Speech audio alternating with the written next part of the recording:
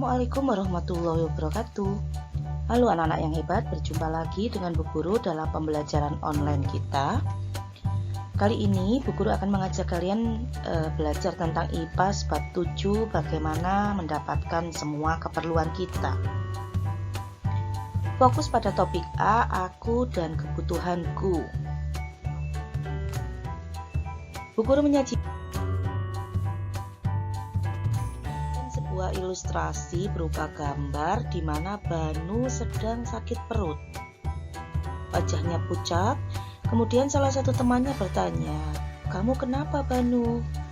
Ternyata Banu lupa sarapan.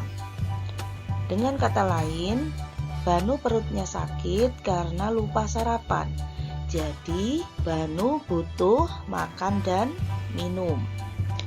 Setiap manusia maupun hewan mempunyai kebutuhan. Nah, hari ini kita akan membahas kebutuhan manusia. Sebelum ke pembahasan lebih lanjut, kita harus tahu dulu apa itu kebutuhan.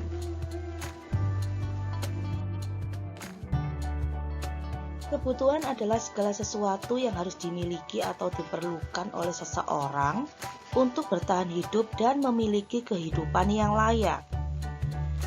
Setiap orang memiliki kebutuhan yang berbeda. Namun, beberapa kebutuhan serupa juga ada seperti sandang, pangan, dan papan. Contoh kebutuhan berbeda manusia, misalnya untuk profesi sebagai fotografer, kebutuhan utamanya adalah membeli kamera. Tetapi bagi seorang dokter, kamera itu bukan kebutuhan yang utama. Jadi setiap orang kebutuhannya berbeda-beda sesuai dengan profesi atau lingkungan hidupnya. Penentu bahwa kebutuhan itu utama atau tidak antara lain itu kepentingan, waktu, faktor kemampuan, mendesak, dan penting atau urgensitas. Jenis kebutuhan manusia bermacam-macam. Bila dilihat dari kepentingannya atau intensitasnya, kebutuhan manusia terbagi menjadi 3, yaitu kebutuhan primer, sekunder, dan kebutuhan tersier. Kita akan bahas satu-satu hari ini, dimulai dari kebutuhan primer. Kebutuhan primer. Kebutuhan primer adalah kebutuhan yang mutlak dan utama dari setiap individu yang harus dipenuhi. Individu itu perorangan ya. Jika kebutuhan ini tidak dipenuhi, maka individu tersebut akan terancam kehidupannya. Kebutuhan primer ada 3 macam, antara lain pangan, kebutuhan utama, yakni makanan dan minuman. Kedua, sandang. Kebutuhan utama akan pakaian yang melindungi tubuh dari lingkungan. Kebutuhan ketiga itu adalah kebutuhan akan tempat tinggal sebagai tempat berlindung. Jadi ini adalah kebutuhan pokok, kebutuhan utama. Yang kedua adalah kebutuhan sekunder. Kebutuhan sekunder ini muncul apabila kebutuhan primer telah terpenuhi. Misalnya individu tersebut atau orang tersebut sudah punya rumah, sudah punya makanan tiap harinya, dan sudah punya pakaian yang layak pakai. Jadi dia kemudian membutuhkan HP sebagai alat komunikasi, kendaraan sebagai pekerja, sepatu, dan lain sebagainya.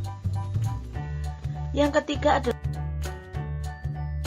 kebutuhan tersier. Kebutuhan tersier ini muncul jika kebutuhan primer atau pokoknya dan sekundernya sudah terpenuhi.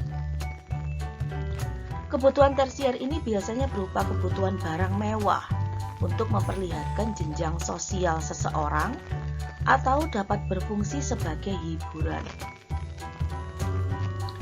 Contohnya mobil mewah, pergi berlibur, punya villa, barang bermerek, dan lain sebagainya. Jangan coba-coba mendahulukan kebutuhan tersier jika kebutuhan primernya belum terpenuhi. Misalnya belum punya rumah tapi sudah beli mobil mewah. Belum punya makanan yang cukup tapi malah beli barang yang bermerek. Lebih baik dahulukan dulu kebutuhan primer atau pokoknya, baru melanjutkan ke sekunder dan tersier. Kebutuhan tersier ini dapat berbeda-beda pada setiap individunya, tergantung kemampuan ekonomi dan profesi seseorang. Sebuah kebutuhan bisa jadi berawal dari sebuah keinginan untuk menjadi lebih baik dan hidup yang lebih layak. Keinginan merupakan fungsi tambahan yang ingin dimiliki. Jadi jika punya keinginan, maka seseorang akan giat bekerja untuk mewujudkan keinginan tersebut. Jika tidak terpenuhi, maka tidak akan mengganggu kelangsungan hidup seseorang. Namun, keinginan pun harus didasari dengan kemampuan diri masing-masing individu. Bila tidak terkontrol dengan baik, keinginan akan membuat kelangsungan hidup tidak berjalan dengan baik. Yang Bu Guru contohkan tadi, misalnya kebutuhan tersier dulu yang diinginkan, padahal belum punya rumah, makanan belum cukup, dan pakaian tidak layak pakai.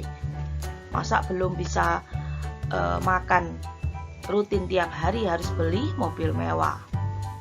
Jadi bagaimana untuk mengatur urutan kebutuhan berdasarkan waktunya? Yang pertama,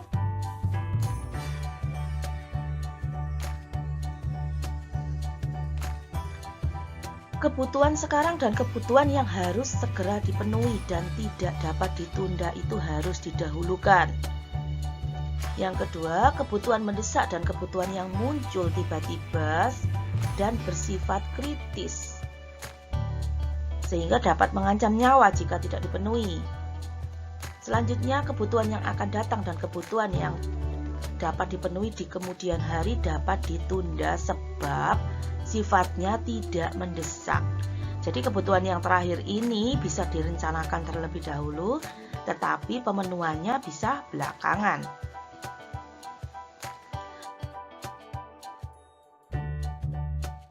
Guru punya metrik kebutuhan. Kebutuhan penting dan mendesak harus didahulukan dan harus dilakukan sekarang. Kemudian kebutuhan mendesak tetapi tidak penting harus segera direncanakan. Kebutuhan penting dan tidak mendesak, kebalikannya tadi ya, itu minta bantuan orang lain bisa dengan meminjam atau menyewa, menggunakan jasa. Bagaimana dengan kebutuhan yang tidak penting dan tidak mendesak? Lebih baik ditunda atau ditinggalkan. Ini adalah metrik kebutuhan. Nah, tugas kalian, silakan identifikasi kebutuhan kalian sehari-hari atau keinginan kalian untuk masa depan.